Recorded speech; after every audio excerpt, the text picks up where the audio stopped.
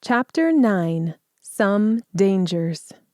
The rustle of paper distracted me from studying early the next morning. A thick white envelope slid into my room from the crack at the bottom of the door, followed by the retreat of footsteps.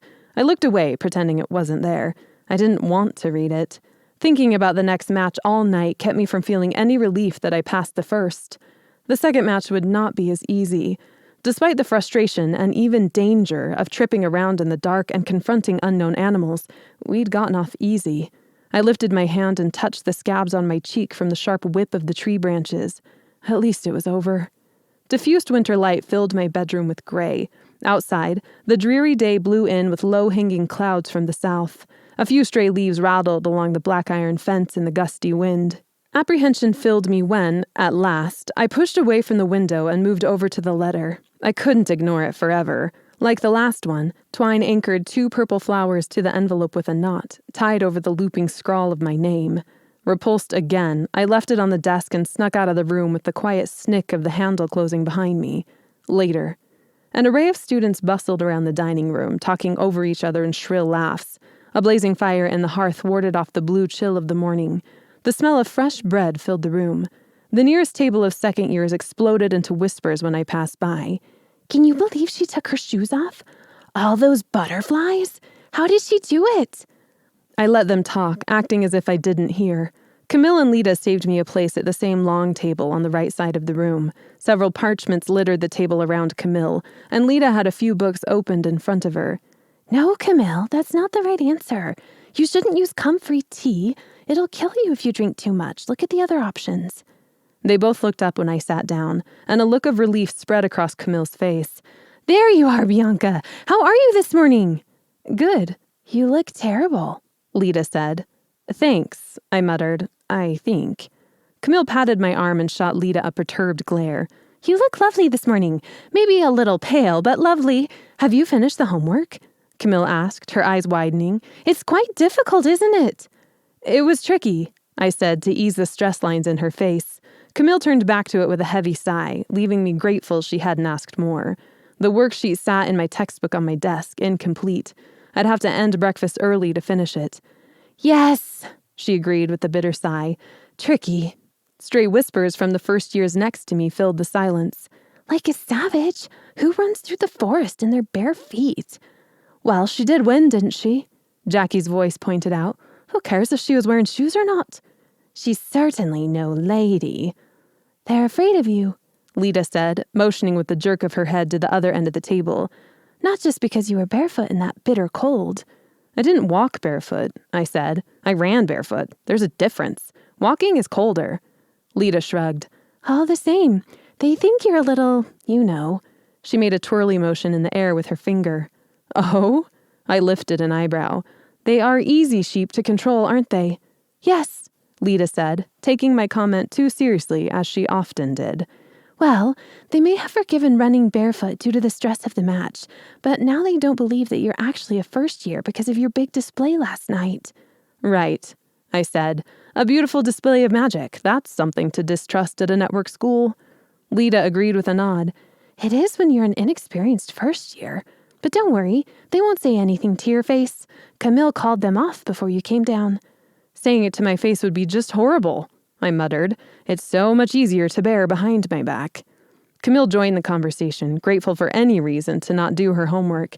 "Lita's right. You freaked them out, even if most of the girls liked the whirling butterfly thing." "Thanks. I'm feeling so much better about my new life here now that I know the entire school is afraid of me." "Oh no!" Camille cried, grabbing one of my hands. "Lita and I still like you." A bleak outlook, to be sure. I couldn't help noticing that Lita didn't chime in with agreement. Making friends was hardly my purpose for attending Miss Mabel's, so I smiled to thank her and changed the subject. "What's for breakfast?" I asked. "Great choice, by the way," Lita said, closing the book Justice in the 5 Networks and stuffing it into a bag at her feet, not ready to let the subject drop. "Taking all the butterflies in order to find the one, I mean." "I liked the glitter at the end," Camille cried. She fluffed her hair with a hand and watched a few remaining sparkles fall out. "I still think I have some in here. It'll probably be in there for decades." "Porridge again?" I asked, looking over the sea of heads, desperate to stop talking about the competition. "We had it yesterday, though, didn't we? I hope there's eggs today. I'm starving." Elena did a stunning spell and beat out Jade, Lita said. Priscilla won over Stephanie because she transformed a few dead leaves into a companion butterfly, then snatched hers when it came to investigate. At any rate, the three of you are advancing to the next round. Should be interesting. Yes, I echoed in a hollow tone, giving up. Interesting indeed. Brutish, barbaric, all kinds of words came to my mind in place of interesting. Elena's determination to keep going despite her sprained ankle came back to me, a stark reminder that I wasn't the only one with something to lose. I didn't relish the thought of facing Priscilla, and had been entertaining the hope that she'd tripped on a branch and knocked herself out for a week. How's Michelle? I asked. Camille's face scrunched. She didn't come down to help with breakfast this morning. At least I didn't see her with Rebecca and Miss Celia. Probably embarrassed to lose to a first year, Lita said, and a second year for that matter. She came in right after you. I'd be embarrassed. Yes, except you don't really have emotions, do you? I thought. Will she be okay? I asked instead, giving her a pointed gaze. Lita concentrated on a spot on the table. Her eyes glazed over. She was seeing. She resurfaced after just a moment. She'll be okay. From what I can see of her future, it wouldn't have been a good thing for her if she had won the competition. There's a chance the two of you could be friends.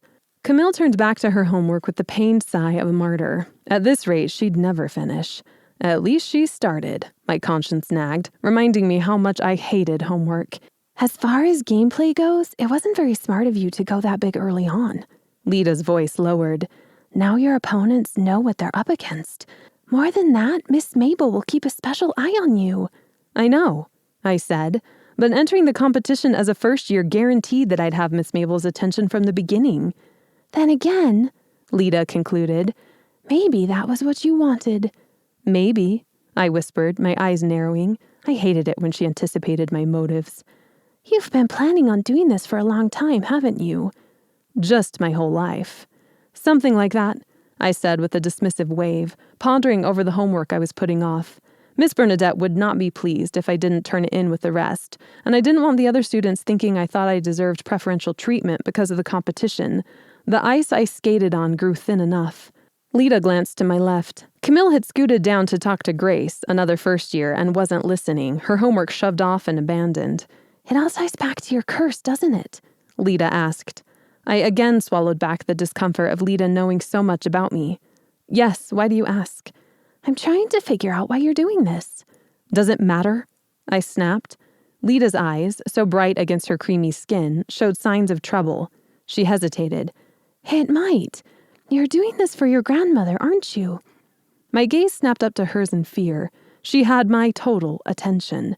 I leaned forward, clutching the table. What have you seen? Is she okay? Nothing I can make sense of. It all comes in snippets and images. I've tried to keep away from your future, but for some reason I can't. You have an annoyingly strong presence, she muttered. The slow recovery of my heart made me feel weak and tired. Lita sagged back. All I can really do is tell you to be careful. Some dangers aren't worth flirting with. She paused to stare at me.